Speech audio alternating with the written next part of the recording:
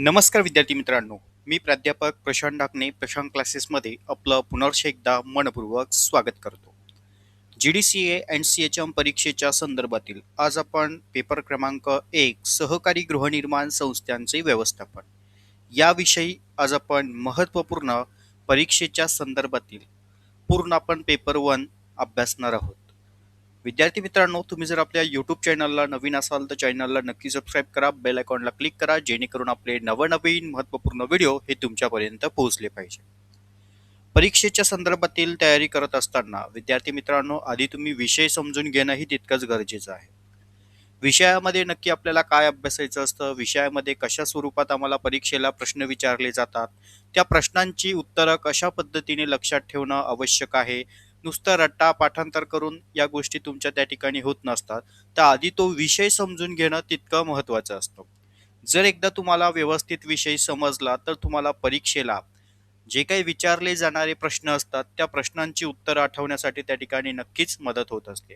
तर आपण याच हेतूने पूर्ण आजचं हे लेक्चर कव्हर करणार आहोत. विद्यार्थी मित्रांनो, तुम्ही सुद्धा आजचं हे लेक्चर व्यवस्थितरित्या काळजीपूर्वक वेळात वेळ काढून ऐकायचं आहे आणि समजून घ्यायचं आहे. त्यासोबतच लेक्चर व्हिडिओ जर तुम्हाला आवडले तर आपल्या चॅनलला नक्की सबस्क्राईब करायचं आहे, बेल आयकॉनला क्लिक करायचं आहे, जेणेकरून आपले नवनवीन महत्त्वपूर्ण व्हिडिओ हे तुमच्यापर्यंत पोहोचतील. तसेच आपल्या मित्रमैत्रिणींपर्यंत देखील हा व्हिडिओ नक्की पोहोचवायचा आहे, कारण ते सुद्धा GDCA परीक्षा देत असतील तर त्यांचा सुद्धा पेपर 1चा अभ्यास पूर्ण या लेक्चरमधनं कव्हर होईल. सर्व विद्यार्थ्यांनी आपल्या नोटबुक ओपन करून ठेवायच्या आहेत आणि प्रत्येकाने जे मी आता यामध्ये महत्त्वाचे कंटेंट मुद्दे पॉईंट सांगणार आहे ते व्यवस्थित समजून घ्यायचे आहे आणि आपल्या पातळीवरती आपण ते व्यवस्थित आपल्या नोटबुकमध्ये नोट डाऊन करून घ्यायचे आहे. ओके, चला प्रत्येकाने व्यवस्थित लक्ष द्यायचं आहे. लेक्चरला सुरू करतो आहे. व्हिडिओ शेवटपर्यंत पाहायचा आहे, कन्सेप्ट शेवटपर्यंत समजून घ्यायचा आहे.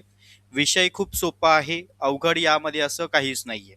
ओके, चला करूया स्टार्ट. सर्वजण रेडी आहेत? अगदी सोप्या साध्या भाषेमध्ये समजून सांगतोय, त्यामुळे पाठांतर रट्टा या भानगडीत पडू नका, फक्त लेक्चर व्यवस्थित समजून घ्या.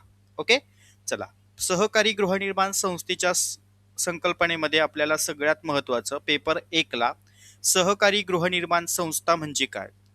तर सहकारी गृहनिर्माण संस्था म्हणजे तिची पहिली आपल्याला परीक्षेच्या दृष्टीने व्याख्या क्लिअर असणं गरजेचं आहे, कारण परीक्षेला तुम्हाला व्याख्या विचारली जाते.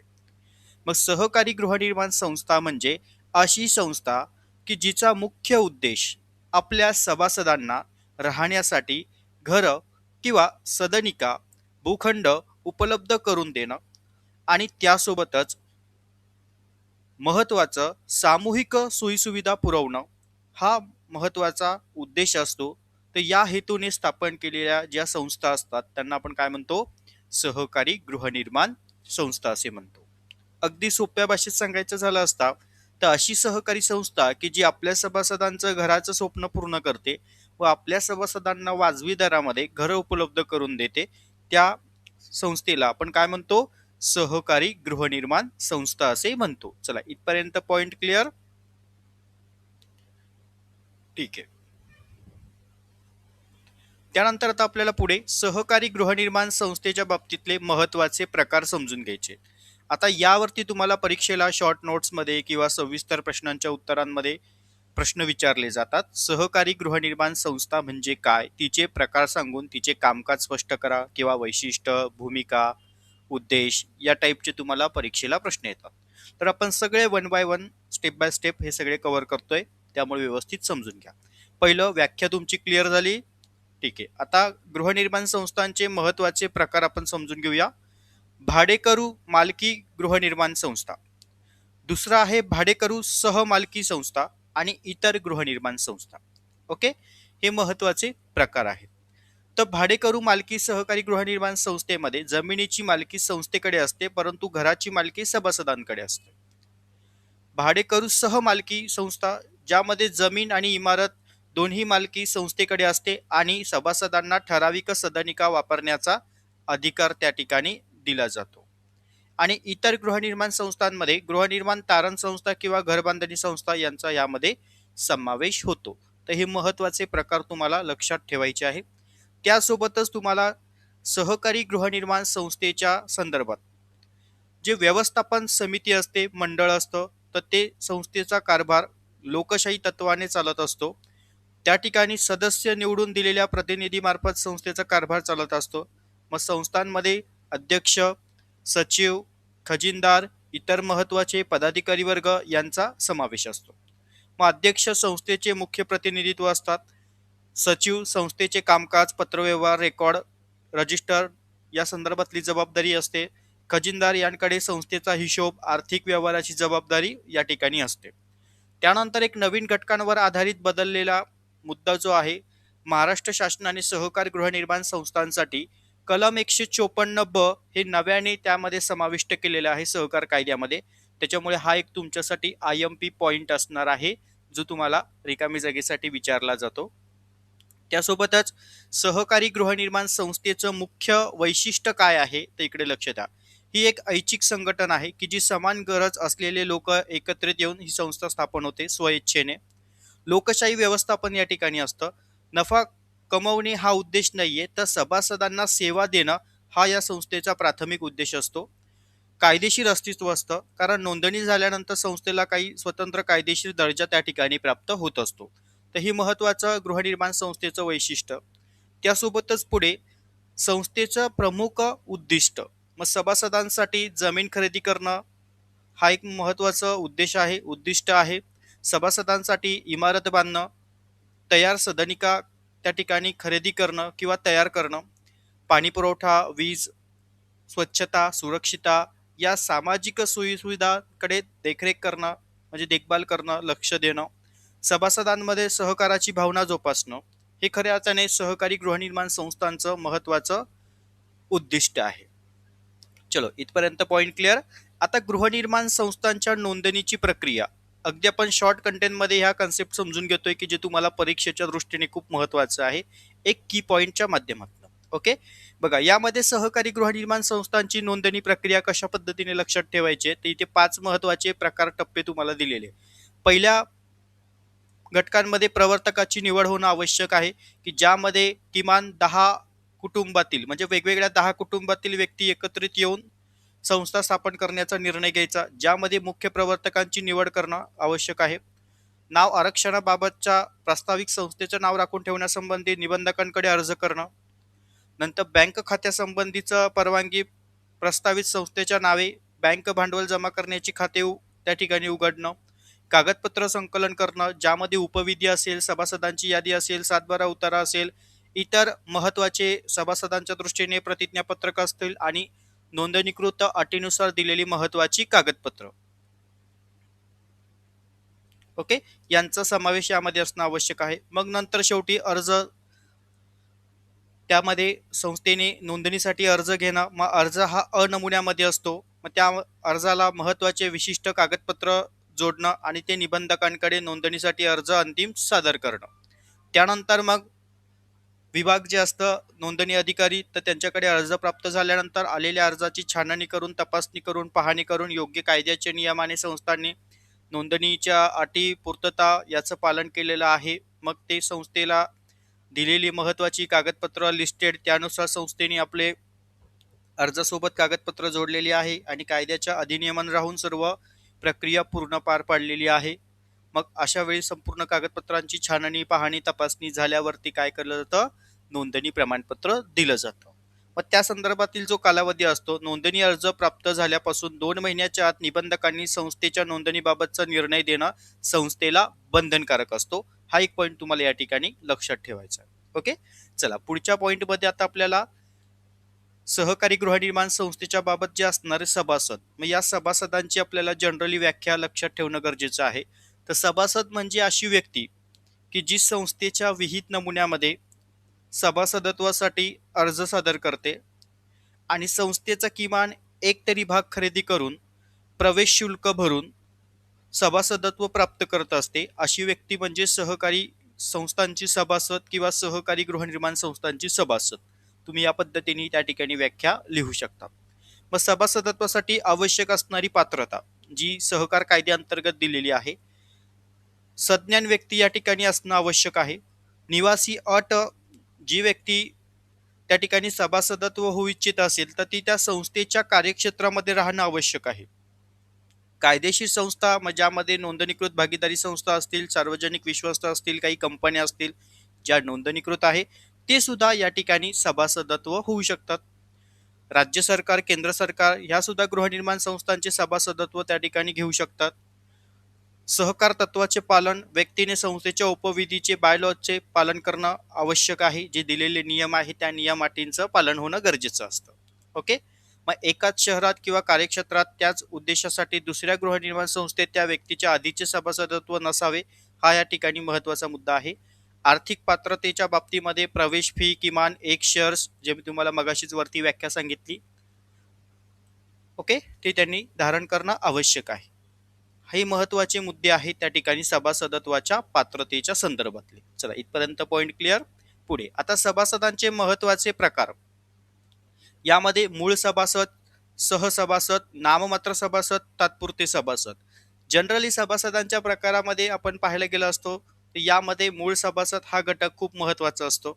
त्यानंतर सहसभासद आहे. नाममात्र हे फक्त विशिष्ट हेतुपुरते संस्थांमध्ये नाममात्र म्हणून ओळखले जातात, कारण हे फक्त केवळ संस्थेचे त्या ठिकाणी प्रवेश शुल्क भरत असतात. ओके, त्या पद्धतीने तुम्हाला हे महत्वाचे प्रकार सभासदांचे त्यामध्ये लिहायचे आहेत. त्याच्यानंतर पुढच्या पॉइंटमध्ये आपल्याला सभासदांना दिले जाणारे महत्वाचे अधिकार. तर यामधला पहिला अधिकार असतो सदनिकेचा ताबा मिळवण्याचा अधिकार, कागदपत्र पाहणीचा अधिकार. हे सर्व अधिकार सभासदांना दिले जातात संस्थेकडनं. मतदानाचा अधिकार, विशिष्ट प्रकारानुसार काही सभासदांना मतदानाचे अधिकार असतात. निवडणूक लढवण्याचे अधिकार असतात. भागांचं हस्तांतरण करण्याची, सदनिका हस्तांतरण करण्याचे त्या ठिकाणी अधिकार दिलेले असतात. त्यासोबतच काही महत्वाच्या जबाबदाऱ्या असतात. देणी वेळेवरती भरणं, नियम जे असणारे बायलॉज, उपविधी, गृहनिर्माण संस्थांमध्ये जे नियम बनवले आहेत त्या नियमांचं योग्य पालन करणं.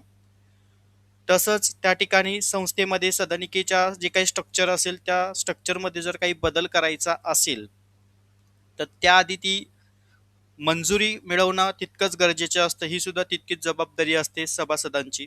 आणि सभेला उपस्थित राहणं. त्यासोबतच ज्या सभासदांनी संस्थेचे भाग शेअर खरेदी केलेली असतील तर भाग प्रमाणपत्र मिळवण्याचं,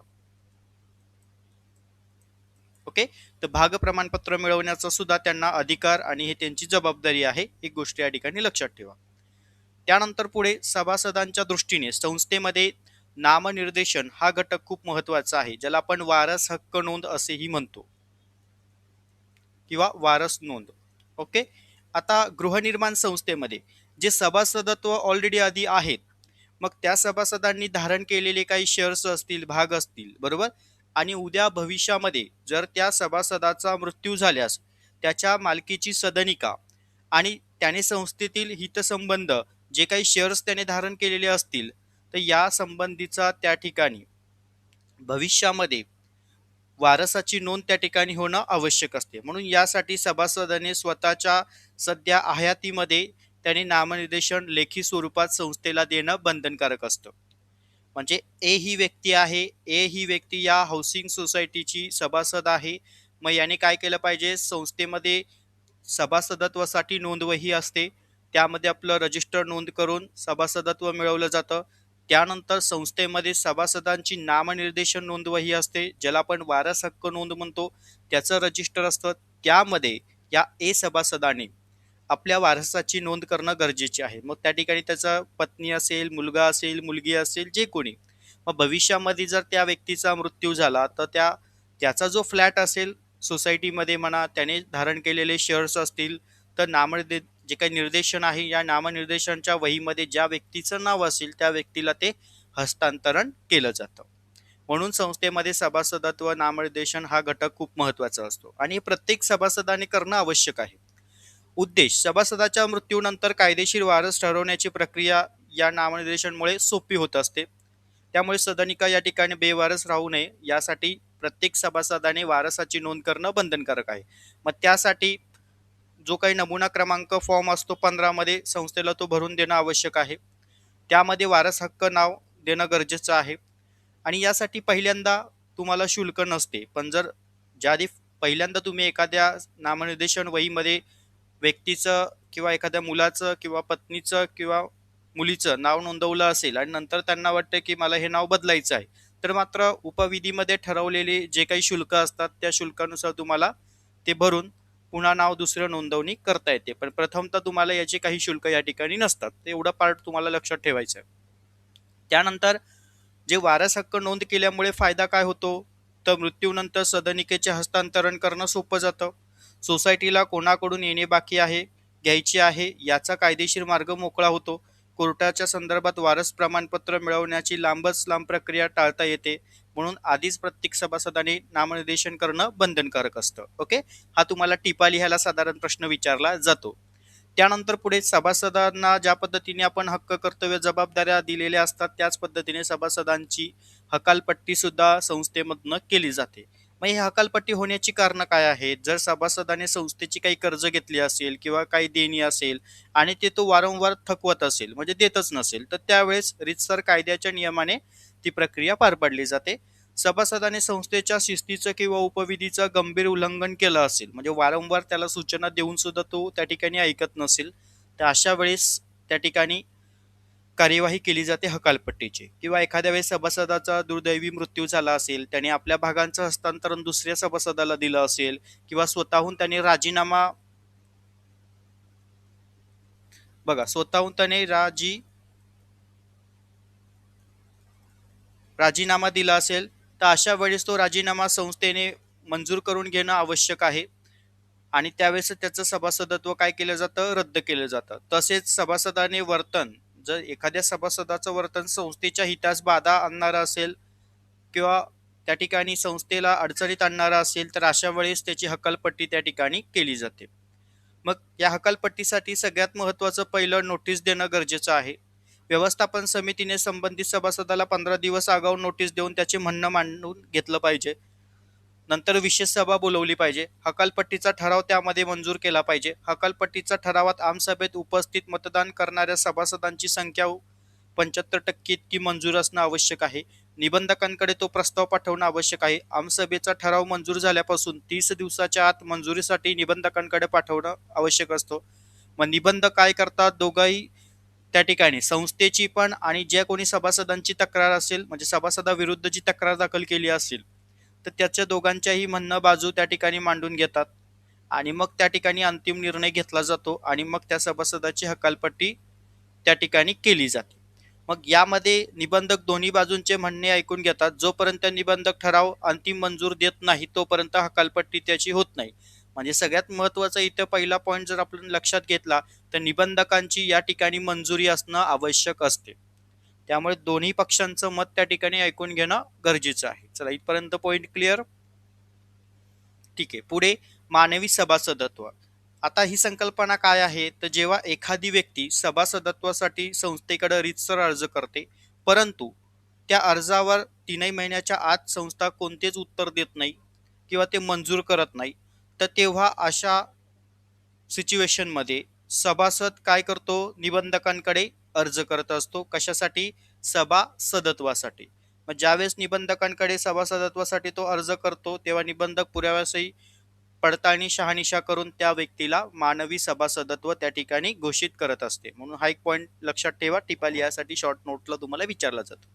त्यानंतर ग्रहण समझोता ही एक तक्रार निवारण समिती आहे की जी सभासद आणि व्यवस्थापक मंडळ या दोघांच्या ज्या अडचणी असतील, समस्या असतील ते सोडवण्याचं काम या ठिकाणी ती करत असते. मग ज्यामध्ये सगळ्यात महत्त्वाचं प्रथमतः तक्रारी नोंद करून घेणं, प्राथमिक चौकशी करणं, सुनावणी करणं, निर्णय प्रक्रिया, नंतर शेवटी अंमलबजावणी. या पद्धतीमध्ये ह्या ग्रहण समझोत्याच्या तक्रार निवारण समिती असतात, ही आपली महत्त्वाची भूमिका त्या ठिकाणी पार पडत असते. तर त्या संदर्भातला तुम्ही लेखी तक्रारी देऊ शकता समितीकडे किंवा ऑनलाईन पोर्टलच्या माध्यमातून सुद्धा तक्रार त्या ठिकाणी दाखल करता येते. त्यानंतर आपला पुढचा महत्त्वाचा IMP टॉपिक जो आहे भांडवल उभारणी.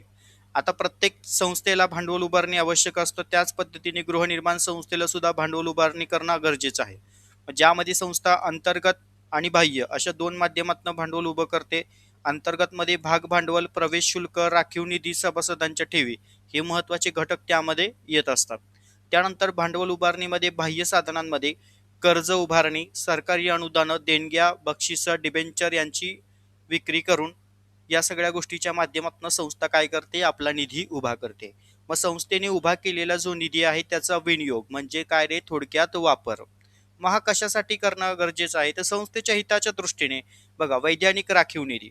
आता राखीव निधी संस्थेला झालेला जो निव्वळ नफा असतो त्यापैकी संस्थेला 25% रक्कम ही राखीव निधीमध्ये वर्ग जमा करावी लागते. हा पॉइंट IMP करून ठेवा. हा तुम्हाला रिकामी जागेला विचारला जातो, चुकी बरोबरला विचारला जातो, जोड्या लावणंही हा पॉइंट त्या ठिकाणी येतो. या संदर्भातला कलम आहे कलम 66. ओके, हे दोन मुद्दे लक्षात ठेवायचे राखीव निधीच्या बाबत. राखीव निधीचा जो किती टक्के म्हणजे निव्वळ नफ्यापैकी किती टक्के राखून ठेवणं बंधनकारक आहे, 25%. ओके, आणि त्या संदर्भातला कलम किती आहे, कलम 66.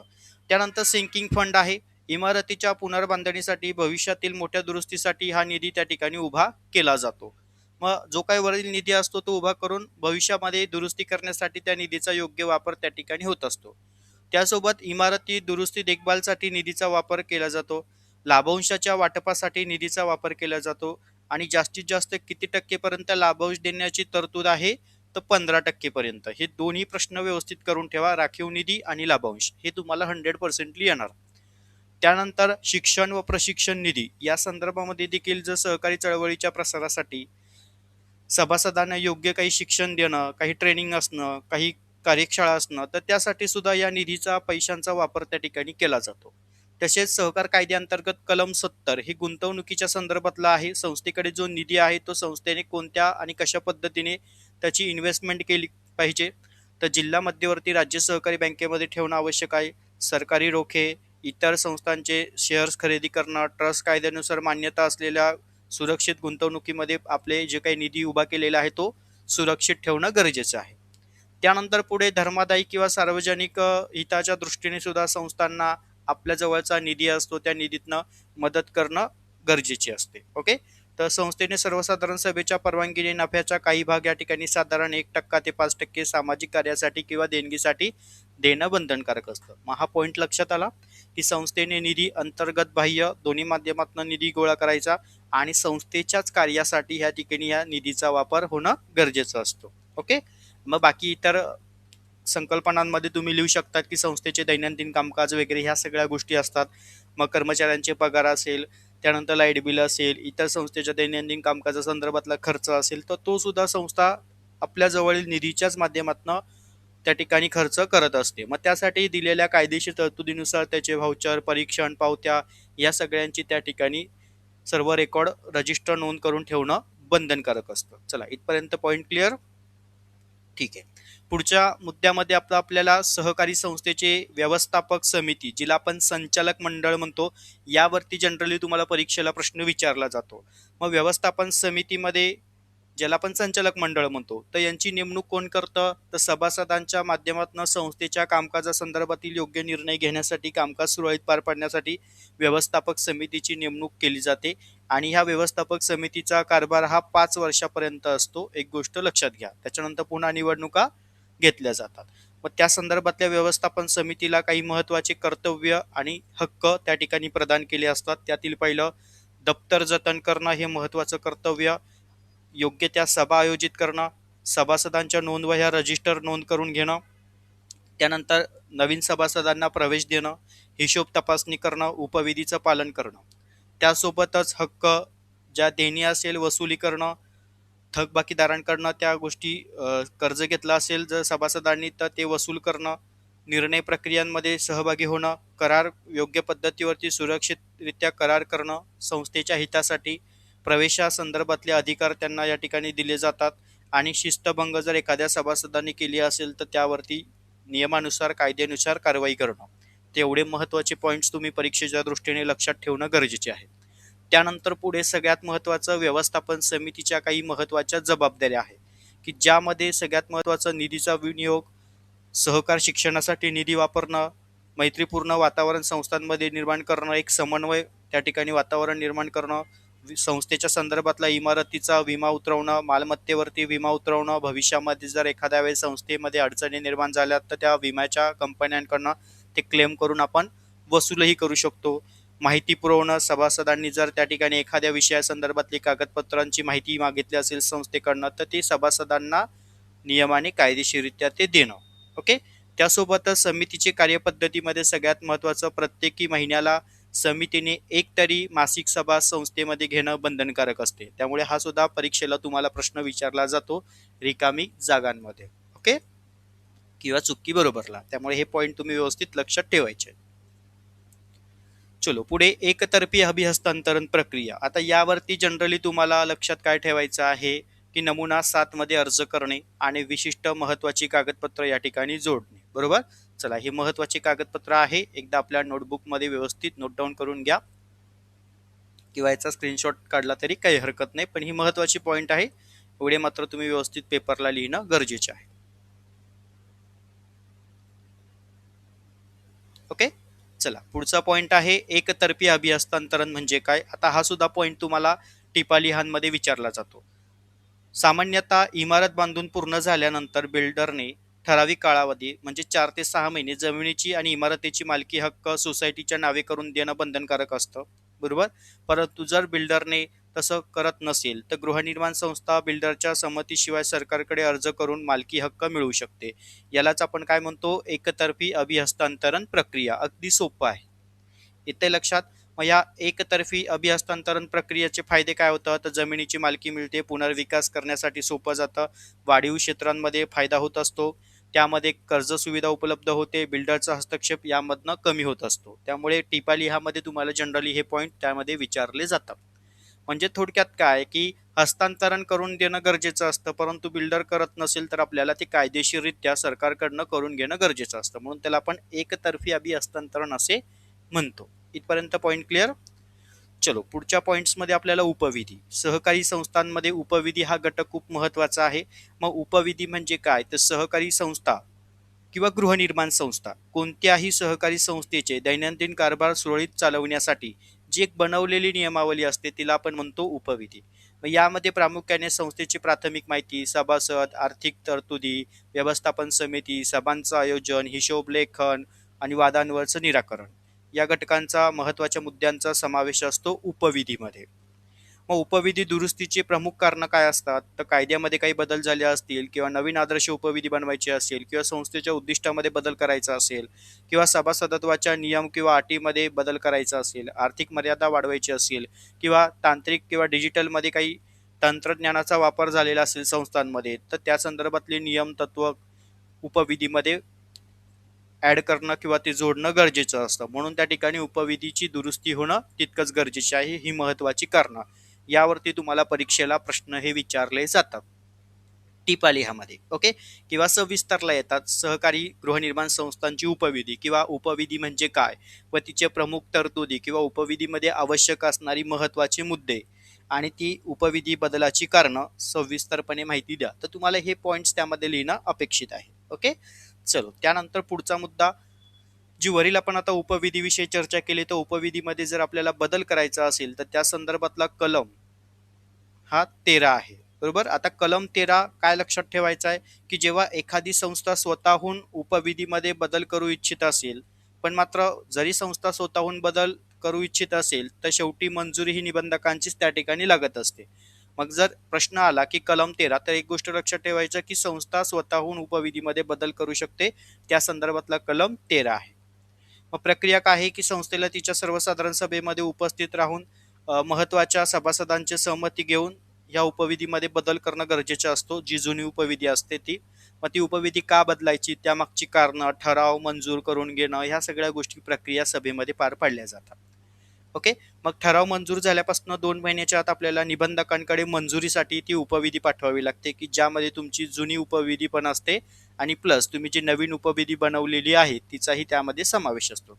आणि उपविधी बनवत असताना वाक्यरचना, शब्दरचना अगदी थोडकी आणि मोजक्यात असणं गरजेचे आहे.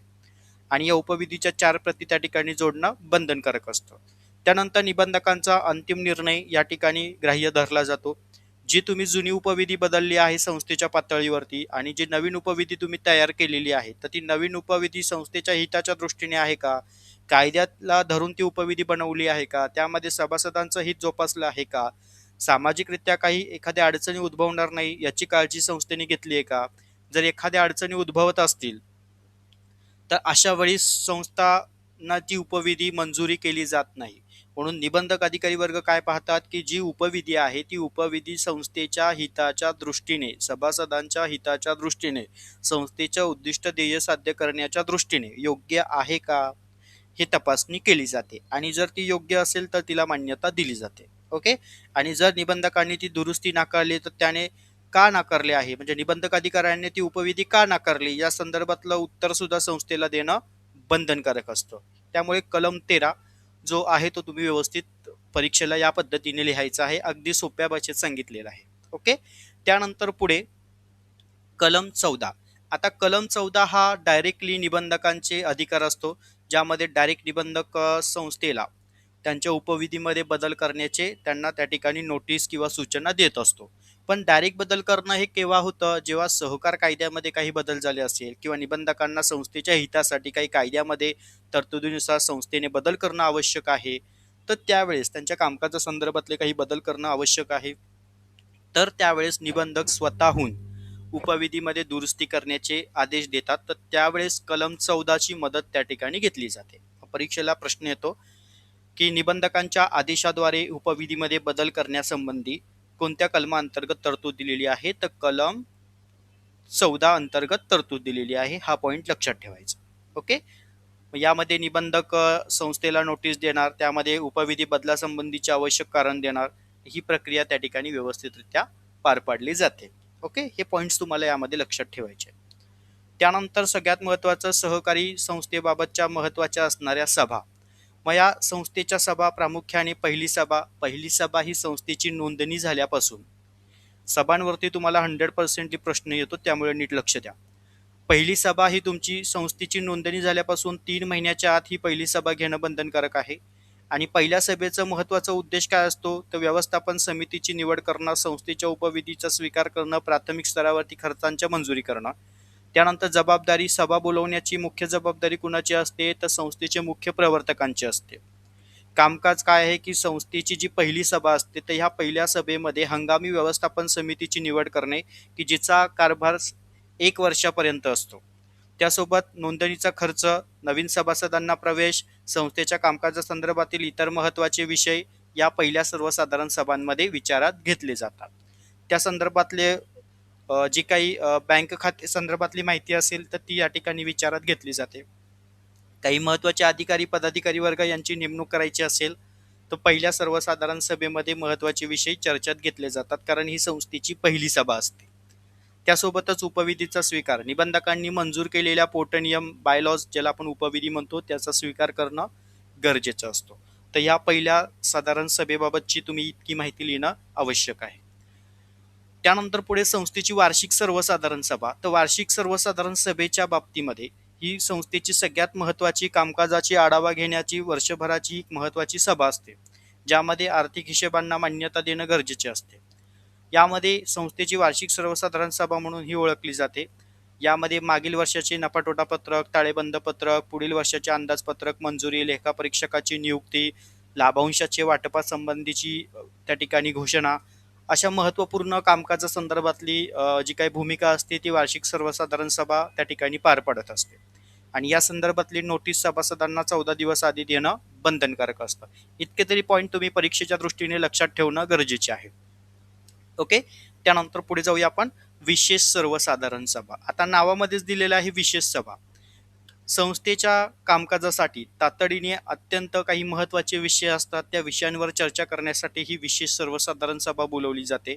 हा एक पॉईंट इथे लक्षात घ्या. इथे व्यवस्थापक समिती स्वतःहून किंवा सभासदांनी लेखी मागणी केलीस एकाच पास या मताने किंवा निबंधक स्वतः या ठिकाणी आदेश देऊन विशेष सर्वसाधारण सभा बोलवली जाते. आता काही ठिकाणी इमारतीच्या गृहनिर्माण संस्थेच्या बाबतीत जर आपण पाहायला गेलो तर इमारतीच्या दुरुस्तीसाठी उपविधीच्या बदलासंबंधी एखाद्या सभासदावरती काही कारवाई करायची असेल तर त्याच्या संबंधी विशेष सर्वसाधारण सभांचं आयोजन केलं जातं आणि त्या सभेच्या संदर्भातली जी नोटीस आहे ती 5 दिवस आधी सभासदांना देणं बंधनकारक असतं. त्यानंतर निबंधकांच्या आदेशाने, व्यवस्थापन समितीच्या आदेशाने ह्या विशेष सर्वसाधारण सभा बोलवल्या जातात. तर या विशेष सर्वसाधारण सभांमध्ये मुख्यतः विषय काय घेतले जातात, तर संस्थेच्या पुनर्विकासासंदर्भात, उपविधी दुरुस्ती संदर्भातील, मोठ्या दुरुस्ती खर्चांच्या संदर्भातल्या, सभासदांची हकालपट्टी असेल, निधीचे हस्तांतरणासंदर्भातले मुद्दे असतील किंवा संस्थेच्या कामकाजासंबंधी पदाधिकारी वर्ग असतील, त्यांच्या तातडीने नेमणुका करणं असेल, तर हे सुद्धा त्या ठिकाणी नियुक्त करण्यासाठी विशेष सर्वसाधारण सभांची त्या ठिकाणी आयोजन करून वेगवेगळ्या कामकाजाची भूमिका त्या ठिकाणी पार पाडून योग्य ते महत्त्वाचे निर्णय संस्थांच्या ह्या सभेमध्ये घेतले जातात. इथपर्यंत पॉईंट क्लिअर? ठीक आहे. चला, पुढचा शेवटचा सभेचा प्रकार आहे तो म्हणजे अंतिम सर्वसाधारण सभा. सहकारी संस्थांच्या बाबतीमध्ये किंवा गृहनिर्माण संस्थांच्या बाबतीमध्ये ही संस्थांची शेवटची अंतिम सभा असते, ज्यामध्ये ही सभा केव्हा बोलवली जाते की जेव्हा एखादी संस्था आपल्याला बंद करायची आहे किंवा दुसऱ्या संस्थांमध्ये विलिनीकरण करायचे आहे, तर अशा वेळेस ही संस्था अंतिम सर्वसाधारण सभांचं आयोजन करते. मग ज्यामध्ये परिसमापन असेल, विलिनीकरण असेल, या महत्त्वपूर्ण हेतूंसाठी या सभा बोलवल्या जातात. मग अंतिम साधारण सभेच्या बाबतीमध्ये प्रामुख्याने विशेष महत्त्वाच्या बाबींकडे पूर्ण लक्ष देणं गरजेचं आहे. मग यामध्ये अंतिम अहवालासाठी परिसमापकाने संस्थेची मालमत्ता कशी विकली, कोणाची देणी कशी दिली, या संदर्भातली संपूर्ण हिशोब सभासदांसमोर मांडणं गरजेचं असतो. म्हणून शेवटी ही अंतिम सभा बोलवणं बंधनकारक असतं. राखीव निधीचा विनियोग कसा केला जातोय, त्यानंतर दप्तर संस्थेचे रेकॉर्ड रजिस्टर असणार आहेत जे जुनी, तर त्याचं त्या ठिकाणी विल्हेवाट कशी लावायची आहे यासंबंधी चर्चा करण्यासाठी संस्थेची नोंदणी करण्याचा ठराव, संस्थेची नोंदणी अधिकृतपणे रद्द करण्यासाठी निबंधकांच्या शिफारसी पत्रकानुसार या ठिकाणी अंतिम सर्वसाधारण सभा बोलवणं बंधनकारक असतं. तर प्रत्येकी परीक्षेच्या दृष्टीने या सभा तुम्हाला परीक्षेला 100% विचारल्या जातात. तर अगदी महत्त्वाचे पॉईंट्स परीक्षेच्या दृष्टीने कशा पद्धतीने लक्षात ठेवायचं आहे हे आता तुम्हाला या ठिकाणी सभेच्या माध्यमातून लक्षात आलं असेल. ओके. त्यानंतर पुढचा पॉईंट आहे गृहनिर्माण संस्थांमधील किंवा इतर संस्थांमधील निर्माण होणारे वाद आणि त्या वादांवरचे ठराविक उपाय.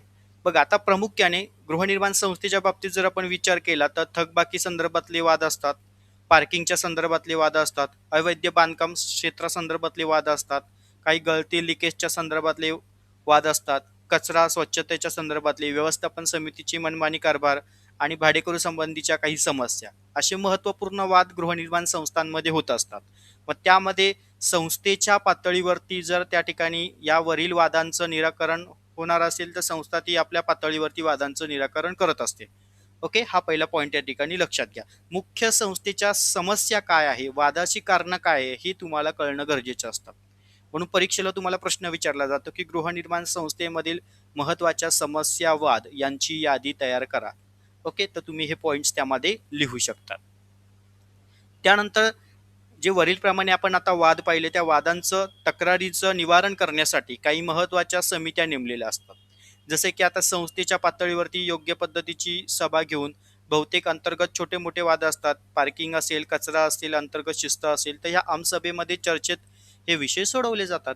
जर संस्थेच्या पातळीवरती ते विषय सोडवले नाही गेले तर मग आपण निबंधकांच्या पातळीवरती त्या ठिकाणी तक्रारी दाखल करत असतो. म्हणजे यामध्ये जनरली संस्थेची नोंदणी, उपविधीतील बदल, सभासदत्व देण्यास नकार देणं, वारस नोंद न करणं, वार्षिक सभा वेळेवर न घेणं, संस्थेची हिशोब रेकॉर्ड अद्ययावत न ठेवणं, तर हे बाबी जर संस्थेच्या सभेमध्ये जर ते निर्णय योग्य पद्धतीने घेतले जात नसतील, त्यावरती तक्रारी येऊन सुद्धा संस्था योग्य पद्धतीने सभासदांना उत्तरं देत नसतील, तर निश्चित सभासद काय करतात, निबंधक अधिकारी वर्गांकडे तक्रार दाखल करतात.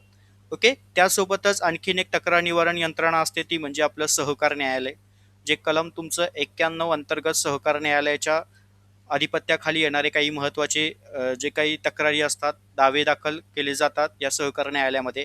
निवडणुकांच्या संदर्भातील, सदनिकेच्या संदर्भातील, सभासदांच्या हकालपट्टीच्या संदर्भातील, व्यवस्थापन समिती बरखास्त करण्यासंदर्भातील हे महत्त्वाचे अधिकार त्या ठिकाणी न्यायालयांना दिले जातात. त्यानंतर दिवाणी न्यायालय असतील, महानगरपालिका असेल, त्यांच्या अधिपत्याखाली येणारे जे काही तक्रारी असेल ते ह्या दोन्ही तक्रार निवारण समितीच्या माध्यमातून सोडवले जातात. आता वाद टाळण्यासाठी प्रतिबंध उपाय करणं देखील तितकंच गरजेचं आहे. मग संस्थेमध्ये योग्य पारदर्शकता नेमणं गरजेचं आहे.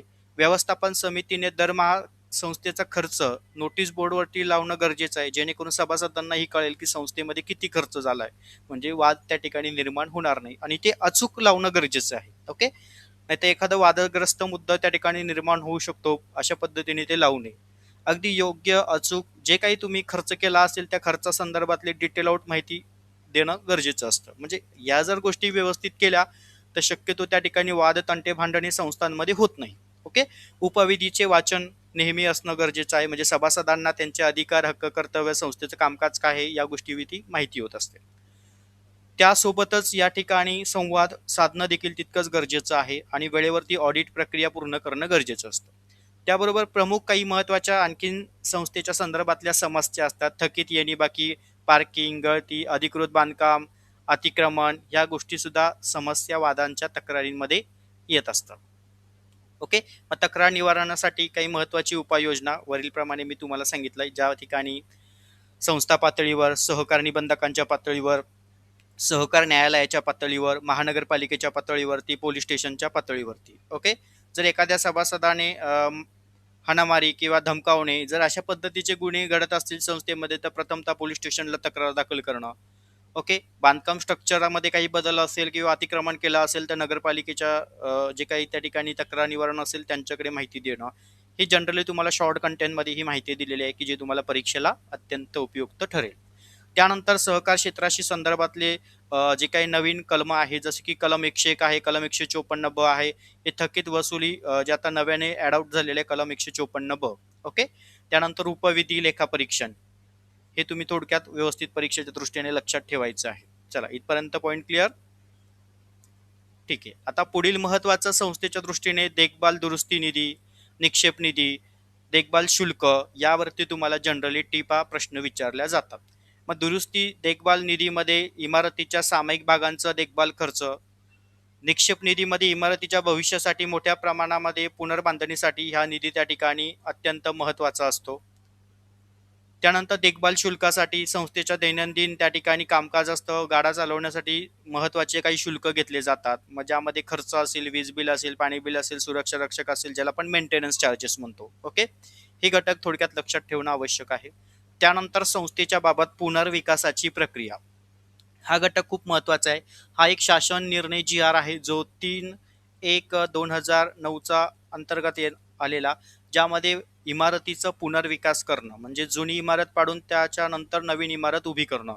त्या संदर्भात काही महत्त्वाचं संस्थेमधील सभासदांना संस्थेच्या सेक्रेटरी सचिवांना निवेदन द्यायचं असतं. मग त्यानंतर वरिष्ठ पातळीवरती चर्चा, निर्णय, ठराव, प्रस्ताव त्या ठिकाणी मंजूर होत असतात. एकंदरीत आपल्याला परीक्षेच्या दृष्टीने यामध्ये काय लक्षात ठेवायचं आहे तेही तुम्हाला मी शॉर्ट मेथडमध्ये दिलेलं आहे. चला, इकडे लक्ष द्या. सुरुवातीला आपल्याला निवेदन द्यायचं आहे संस्थेच्या सेक्रेटरीला. कोणी? सभासदांनी, म्हणजे एकाच 4 इतक्या सभासदांनी लेखी निवेदन द्यायचं आहे. निवेदन दिल्यानंतर 8 दिवसाच्या आतमध्ये योग्य तो निर्णय घेणं बंधनकारक आहे. त्याच्यानंतर निवेदनाच्या 8 दिवसा आतमध्ये महत्त्वाचा निर्णय घेऊन नंतर 1 महिन्याच्या आतमध्ये सभा बोलवणं बंधनकारक असते, विशेष सभा, ज्यामध्ये तज्ज्ञ जे वास्तुविशारद तज्ज्ञ असेल त्यांची नेमणुका करणं, प्रकल्प सल्लागार असेल त्यांची निवड करणं, त्यानंतर त्यांच्याकडनं निविदा प्रक्रिया मागवणं, त्याच्यानंतर विकसकांना त्या ठिकाणी स्पर्धात्मक निविदा मागवणं, विकसकांची निवड करणं, पुन्हा एक विशेष सर्वसाधारण सभांचं आयोजन करणं आणि मग शेवटी त्या ठिकाणी सरकारी नियमानुसार उपस्थितीनुसार त्या ठिकाणी सहकार कार्यालयाचे निबंधक अधिकारी किंवा त्यांचे प्रतिनिधी पुढील शेवटच्या सभेला उपस्थित राहणं बंधनकारक असतो आणि मग पुनर्विकासाच्या प्रक्रियेसाठी योग्य ते निर्णय त्या ठिकाणी प्रस्ताव, ठराव मंजूर करून घेणं आवश्यक असतो. आणि या संदर्भातलं जे पूर्ण कामकाज असतं हे व्हिडिओ शूटिंगच्या माध्यमातून करणं बंधनकारक आहे. म्हणून पुनर्विकासाच्या प्रक्रियेमध्ये उत्तर लिहित असताना हे हायलायटर पॉईंट तुम्ही लक्षात ठेवणं गरजेचं आहे. चला, इथपर्यंत पॉईंट लक्षात आला. पुनर्विकास प्रक्रिया म्हणजे काय, की जुनी इमारत पाडून तिच्याऐवजी आता नवीन इमारत उभी करायची, तर त्यासाठी शासन नियमाच्या GR नुसार आपल्याला प्रक्रिया त्या ठिकाणी पार पाडणं आवश्यक असतं.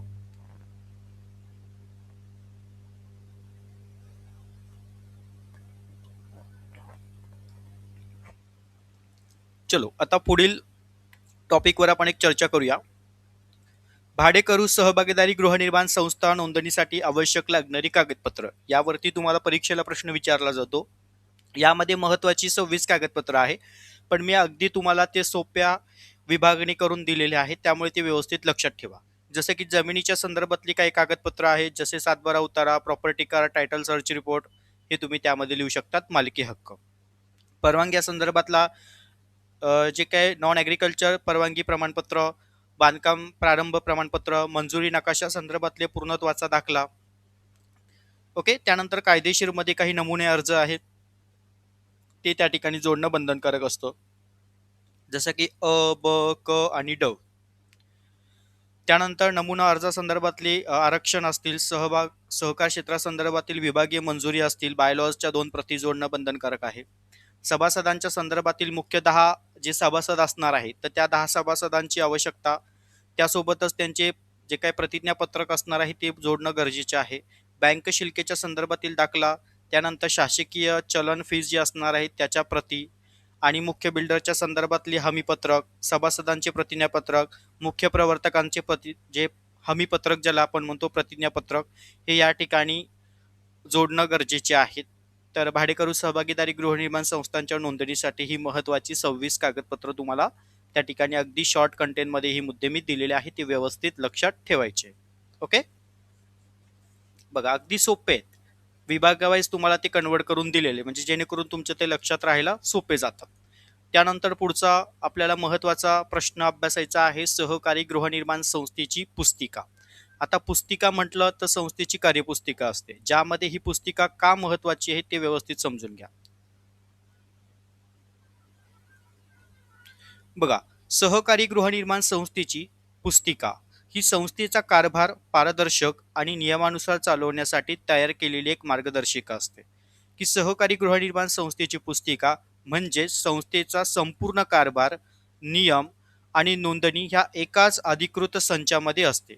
ओके, मग यामध्ये महत्त्वाचा मुद्दा काय असतो, तर सभासदांचे संस्थेच्या संदर्भातील जे काही कामकाज असेल ते सुलभ आणि योग्य पद्धतीने पार पाडणं गरजेचे आहे. मग यामध्ये जनरली महत्त्वाचा उद्देश, संस्थेचे दैनंदिन कामकाज, सभासदांचे अधिकार, कर्तव्य, कायदेशीर तरतुदी एकाच ठिकाणी सर्वांना ह्या कार्यपुस्तिकेच्या माध्यमातून माहिती होत असतं. समाविष्ट बाबीमध्ये सहकार कायद्याअंतर्गत जे पोटनियम दिलेले, उपविधी दिले याचा समावेश असतो. प्रशासकीय उपयोगासाठी व्यवस्थापन समितीला निर्णय घेण्यासाठी, सभासदांना त्यांच्या शंका निरसन करण्यासाठी एक कार्यपुस्तिका ही त्या ठिकाणी मदत करत असते.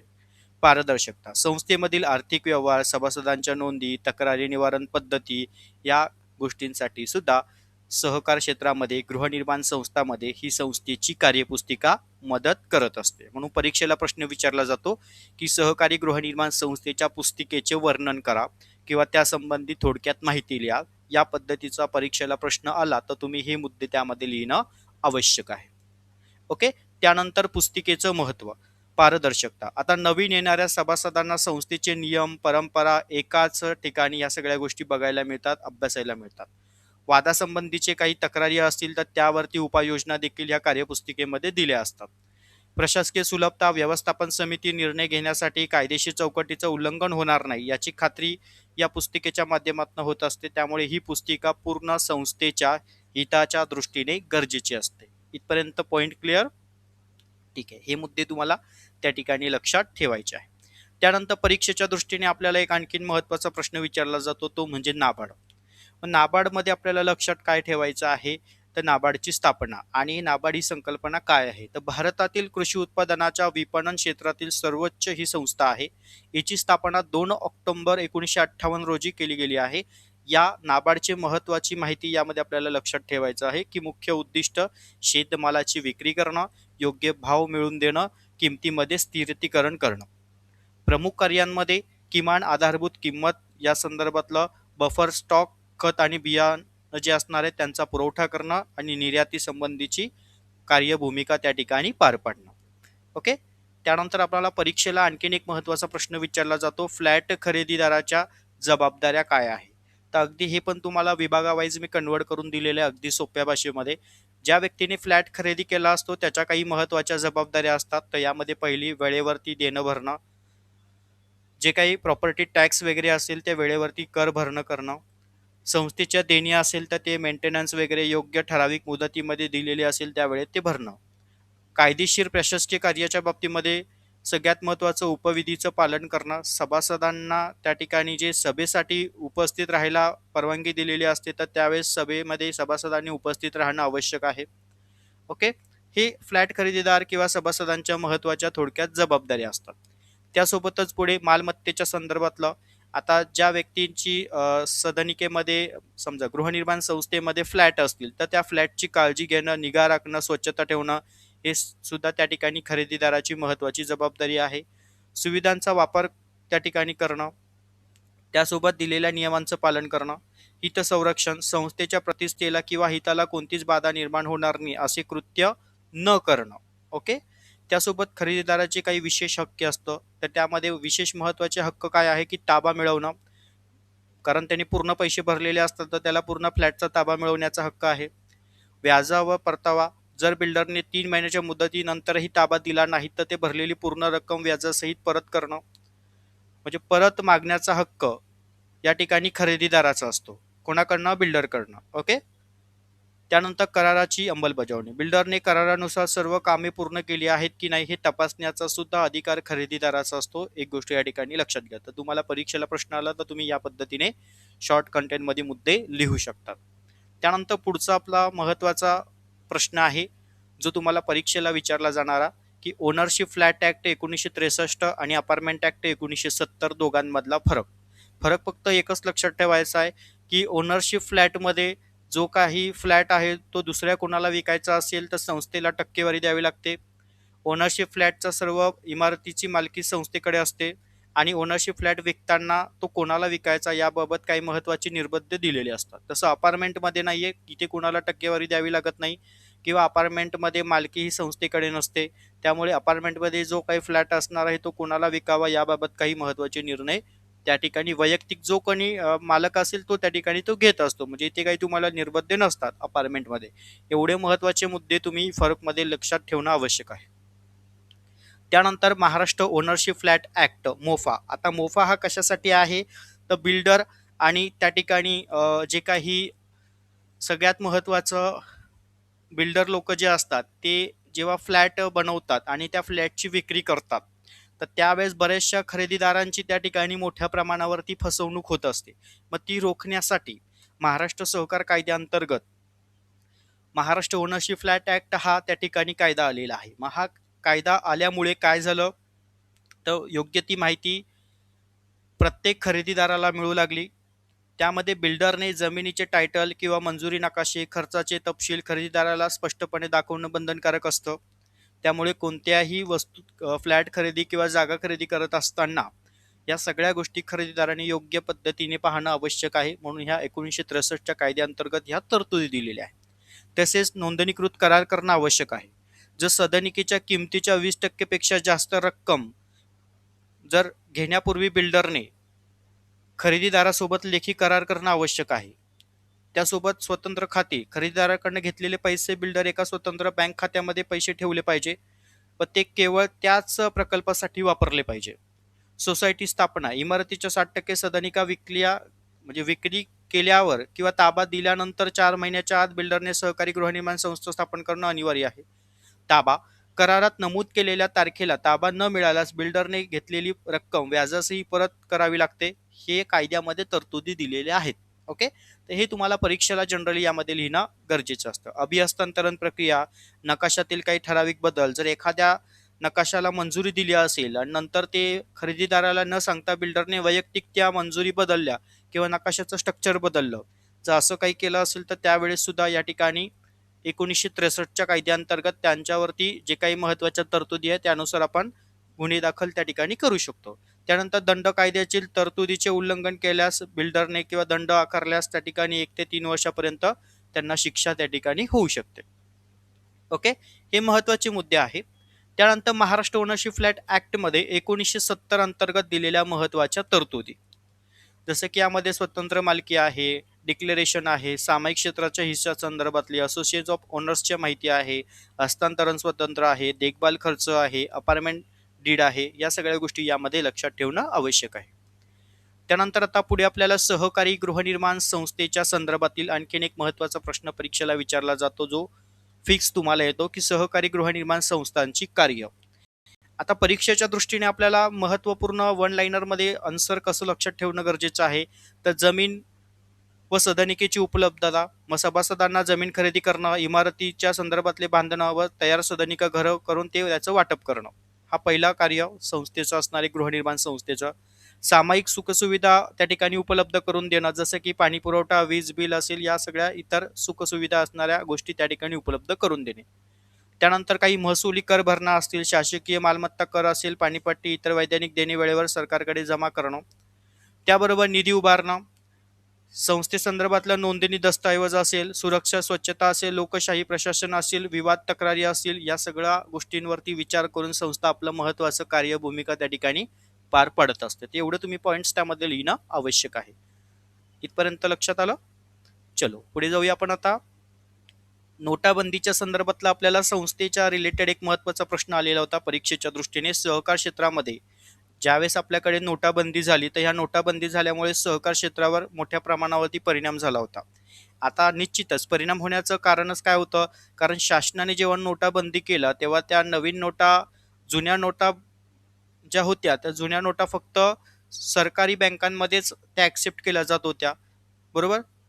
आणि त्या आपल्या सहकारी बँकांमध्ये ॲक्सेप्ट केल्या जात नव्हत्या. म्हणजे जिल्हा मध्यवर्ती बँका असेल त्यांच्याकडे त्या नोटा घेण्यासाठी बंदी घालण्यात आली होती शासनाकडनं, बरोबर? म्हणून नोटाबंदीच्या सुरुवातीला काळामध्ये आरबीआयने जिल्हा सहकारी बँकांना जुन्या नोटा बदलून देण्यासाठी किंवा ते जमा करून घेण्यासाठी बंदी घातली होती. त्यामुळे ग्रामीण भागांमध्ये बँकिंग क्षेत्रावरती मोठ्या प्रमाणावर परिणाम झाला, म्हणजेच निश्चित आपल्या सहकार क्षेत्रावर, शेती व शेतकऱ्यांवरती मोठा परिणाम झाला.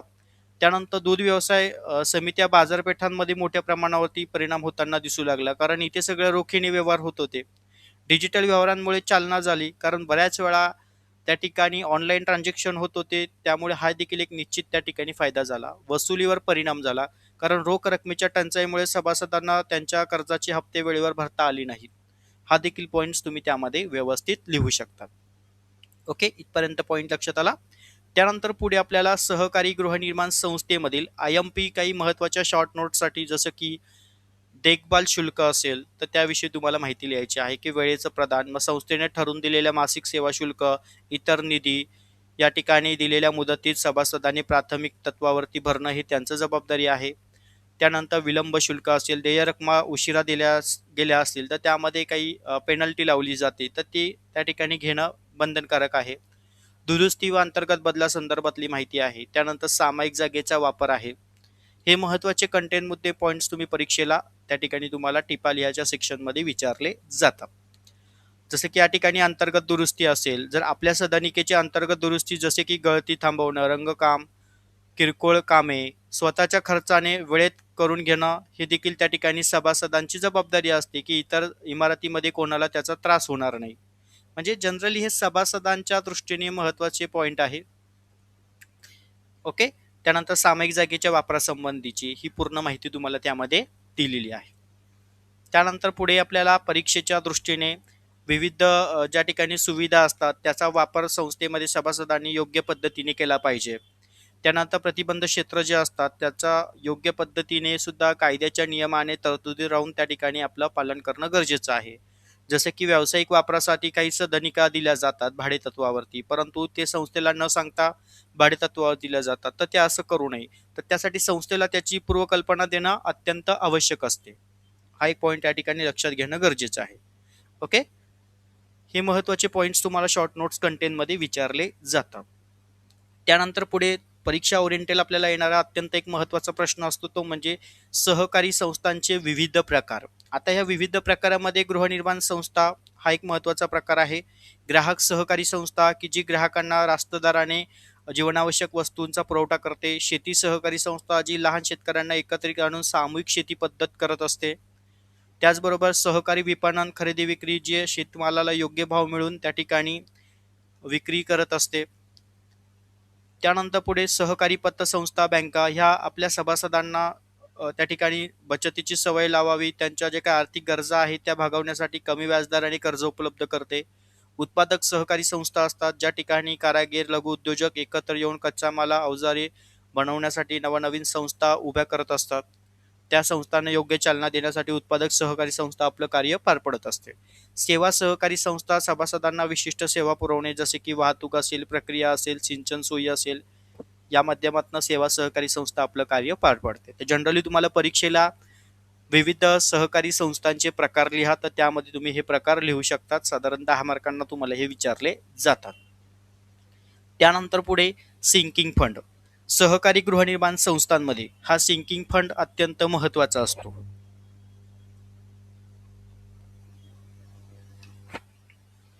चला, या सिंकिंग फंडमध्ये नक्की सिंकिंग फंड कशासाठी वापरला जातो, तर इमारतीमध्ये भविष्यासाठी जे पुनर्विकासाची प्रक्रिया राबवली जाते, तर त्यासाठी हा सिंकिंग फंड वापरला जातो. तर हा सिंकिंग फंड प्रत्येक सभासदांकडनं सदनिकेच्या बांधकाम खर्चाच्या किमान 0.25% इतका वर्षी तो त्या ठिकाणी आकारला जातो. आणि याचा वापर करायचा असेल तर आपल्याला निबंधकांची पूर्वपरवानगी घेणं आवश्यक असते. हा एक पॉईंट त्या ठिकाणी तुम्ही लक्षात ठेवायचा. त्यानंतर आता पुढे आपल्याला परीक्षेच्या दृष्टीने अत्यंत महत्त्वाचा एक टॉपिक यामध्ये आपण डिस्कस करूया. IMP टॉपिक आहे की हा तुम्हाला 100% लेखा परीक्षणावरती पेपरला विचारला जातो. मग आता सहकारी संस्थेच्या आर्थिक व्यवहाराची दप्तराची कायदेशीर तरतुदीचं पालन संस्था करत आहे किंवा नाही हे तपासण्यासाठी लेखापरीक्षकाकडनं संस्थेची तपासणी करून घेतली जाते. ज्यामध्ये आता पहिल्या सेक्शनमध्ये आपण ऑडिट रिपोर्ट विषयी माहिती बघूया. आता लेखापरीक्षण अहवाल हा त्या ठिकाणी 2 गटांमध्ये असतो. पण लेखापरीक्षण अहवाल कधी दिला जातो, तर संस्थेचं पूर्ण व्यवहाराची आर्थिक तपासणी कायदेशीर तरतुदीनुसार त्या ठिकाणी केली जाते लेखापरीक्षकाकडून. आणि मग लेखापरीक्षक संस्थेला एक अहवाल देत असतो. तर त्या अहवालाविषयी तुम्हाला माहिती विचारली जाते. यामध्ये संस्थेची माहिती, संस्थेचा कालावधी म्हणजे ऑडिट करण्याचा त्या ठिकाणी असणारा कालावधी, त्याचा उल्लेख पाहिजे, लेखापरीक्षकाचं नाव पाहिजे, त्यानंतर लेखापरीक्षकाचा वर्ग. ओके, ह्या सगळ्या गोष्टी पार्ट 1 मध्ये येत असतात. त्यानंतर पार्ट 2 मध्ये प्रस्तावना, सभासदत्व, व्यवस्थापन समिती, आर्थिक व्यवहार, निधी, थकबाकी आणि वैधानिक बाबी या सर्व गोष्टी पार्ट 2 मध्ये येत असतात. ओके. त्यानंतर पुढे दोष दुरुस्ती अहवाल असतो. लेखापरीक्षकाने अहवाल ज्या त्रुटी किंवा दोष काढले असतील तर त्याची पूर्तता संस्थेने कशी केली आहे याचा अहवाल म्हणजे हा अहवाल फॉर्म ओ मध्ये असतो. म्हणजे लेखापरीक्षण दोष दुरुस्ती अहवाल कोणत्या नमुन्यामध्ये असतो, तर ओ. ओके. आणि तो किती महिन्याच्या आत, बघा अहवाल संस्थेला ऑडिट मिळाल्यापासून 3 महिन्याच्या आत तो सादर करणं बंधनकारक असतो. ह्या 2 गोष्टी लक्षात ठेवायच्या, ओ आणि 3 महिने. त्यानंतर पुढे सहकारी गृहनिर्माण संस्थेच्या संदर्भातील परीक्षेला विचारला जाणारा एक अत्यंत महत्त्वाचा प्रश्न तो म्हणजे सहकारी गृहनिर्माण संस्थांची लेखापरीक्षणाची आवश्यकता. आता लेखापरीक्षण करणं हे कायद्याने बंधनकारक आहे कलम 81 नुसार. यामध्ये संस्थेची आर्थिक पारदर्शकतेसाठी लेखापरीक्षण करून घेणं, संस्थेमधील चुका अपहार शोधून काढणं, त्यावरती आळा घालण्यासाठी लेखापरीक्षण करून घेणं, संस्थेमधील जो निधी उभा केला जातो त्या निधीचा योग्य वापर करणं, निधीची योग्य गुंतवणूक करणं कलम 70 नुसार. या पद्धतीसाठी आपल्याला लेखापरीक्षण संस्थेमध्ये करून घेणं बंधनकारक असतं. संस्थेची थकबाकी योग्य पद्धतीने होत्या आहे किंवा नाही याची तपासणी करून घेण्यासाठी लेखापरीक्षणाची आवश्यकता असते.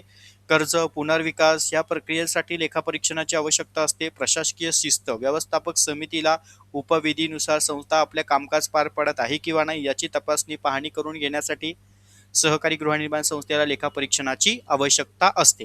हे पॉईंट्स तुम्ही त्यामध्ये व्यवस्थित लिहू शकता. येते लक्षात. त्याच्यानंतर आणखीन एक शेवटचा महत्त्वाचा मुद्दा आहे ज्याला आपण चुका असे म्हणतो. आता बऱ्याच वेळा तुम्हाला परीक्षेला प्रश्न विचारतात चुका म्हणजे काय आणि अफरातफर म्हणजे काय. बघा, यामध्ये अशुद्धी म्हणजे हिशोब ठेवताना अनावधानाने किंवा तांत्रिक ज्ञानाच्या अभावामुळे केले गेलेल्या चुका.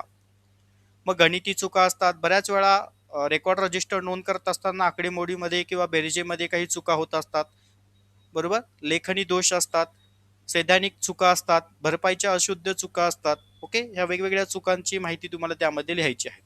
त्यानंतर अपहार. आता अपहार म्हणजे काय की अफरातफर, जाणीवपूर्वक किंवा फसवणुकीच्या हेतूने संस्थेमध्ये गैरव्यवहार मोठ्या प्रमाणावरती होताना आपल्याला बघायला मिळतात. आणि मग लेखापरीक्षकांनी हेच गैरव्यवहार शोधून काढणं गरजेचे असतात. मग त्यासाठी सुद्धा लेखापरीक्षकाकडे योग्य कला कौशल्य गुण असणं गरजेचं आहे. जसे की यामध्ये रोख रकमेचे अपहार असतील, मालमत्तेचे अपहार असतील, हिशोबातील फेरफार बदल असतील आणि स्टॉक किंवा इन्व्हेंटरी मधले फेरफार बदल असतील. तर हे घटक लेखापरीक्षकांनी संस्थांचं ऑडिट करत असताना या गोष्टीकडे तपासणी करणं गरजेचं आहे. एक गोष्ट यामध्ये लक्षात ठेवणं आवश्यक आहे. तर एकंदरीत आपल्याला पेपर 1 मध्ये एवढे महत्त्वपूर्ण घटक आपण यामध्ये डिस्कस केलेले आहेत.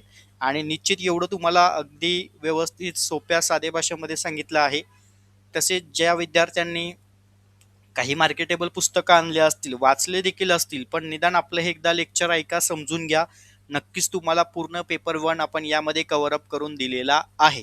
तर आजचं लेक्चर विद्यार्थी मित्रांनो तुम्हाला मनापासून आवडलं असेल, तुमच्या महत्त्वपूर्ण कन्सेप्ट पेपर 1च्या यामधनं क्लिअर झाल्या असतील. तसेच तुम्ही पुन्हा एकदा वेळात वेळ काढून हे पुन्हा एकदा लेक्चर ऐका, समजून घ्या. तर तुम्हाला पेपरला जे यातनं प्रश्न जे येतील ते लिहिताना तुम्हाला त्या ठिकाणी नक्कीच आपलं लेक्चर त्या ठिकाणी आठवेल. तर अगदी मन लावून तुम्ही हे लेक्चर व्यवस्थित ऐकलं तर कन्सेप्ट तुमच्या मात्र त्या ठिकाणी 100% कव्हर होतील. सर्व विद्यार्थ्यांना परीक्षेच्या दृष्टीने ऑल द बेस्ट. ओके. आणि ज्या विद्यार्थ्यांना आपली fast track combo batch join करायची असेल तर विद्यार्थी मित्रांनो स्क्रीनवर नंबर देतोय, 85 30 80 42 74 हा आपला व्हॉट्सअप नंबर आहे. या नंबरवर तुम्हाला तुमचं नाव, तुमचा जिल्हा आणि एज्युकेशन ब्रॅकेटमध्ये GDCA, त्यानंतर आपलं फी स्ट्रक्चर तुम्हाला सेंड केलं जाईल. ज्यांना शक्य असेल त्यांनी लवकरात लवकर बॅच जॉईन करा. आणि सर्व विद्यार्थ्यांना पुनर्श एकदा परीक्षेच्या दृष्टीने ऑल द बेस्ट देतो. आणि व्हिडिओ मनापासून आवडल्यास लाईक मात्र नक्की करा. मित्रमैत्रिणींपर्यंत आपला व्हिडिओ शेअर करा. ओके. धन्यवाद.